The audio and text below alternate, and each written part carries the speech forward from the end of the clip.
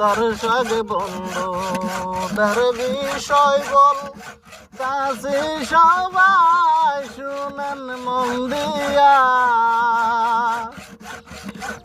গরু সুথান সবারই হবে কেউ গৌরব করবেন না ধনী লোকের ধন দিছে কেউ চিরদিন বাজবে না দুইটা টাকা বেশি হয়েছে কেউ অহংকার করবেন না আল্লাহুম্মা সাল্লি আলা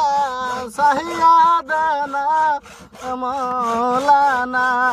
মুহাম্মদ। আরে ও আমার কলেজের ভাই বন্ধুরা, আজকে আমি সিলুখুদে এসে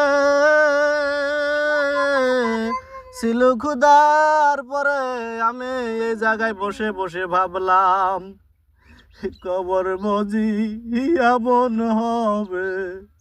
নামাজ রোজা সকলেই পড়বেন নামাজ না পড়লে বান্দা